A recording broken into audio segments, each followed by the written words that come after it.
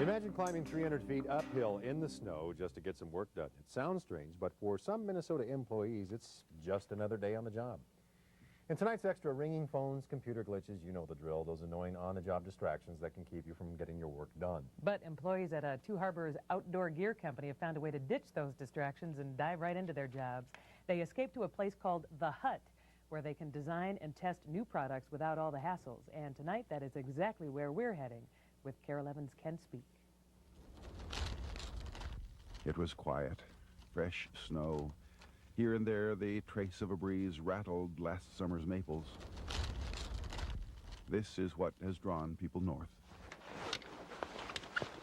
The wilderness still draws people. These folks from their Two Harbors sewing shop. All right.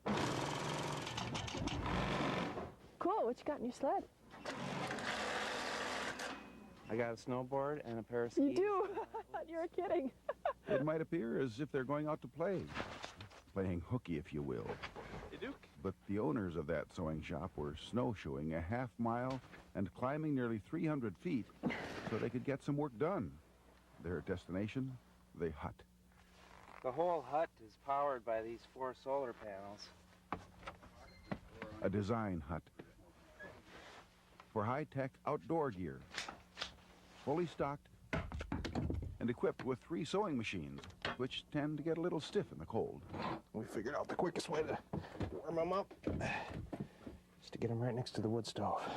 Jeff Knight and Dan Cruikshank run Granite Gear. Started it in the Twin Cities 10 years ago. They see themselves as designers. Another few minutes we'll be able to use that. And growing their business was getting the best of them. When we were at the shop during the week, if we tried to design, there'd always be somebody coming by and saying, you know, how does this work? Or what do we need to do here? And we'd have just constant interruptions. 139 amp hours. So they built their hut, and they and designer Tricia Ryan escaped to it twice a week to create that accessory compression panel, for example, which can be used to press a pair of snowshoes to the back. Or perhaps a snowboard. Think you'd put it on bindings towards the pack? So maybe 1, 2, 3 of them? I was thinking cross right here. You're pulling on the seam that way. Try a different configuration here. What about What if? The talk, the sewing, the questioning, the rebuilding, that's when their design work really moves. When Dan Cruikshank, Jeff Knight, and Trish Ryan have large blocks of uninterrupted time. I like that idea. And then afterward, they can step outside the door and be in the wilderness, where they can test their creations immediately. It looks like it's riding just a little bit too high. Actually feels good. Where they can celebrate All right, are we set? the outdoors.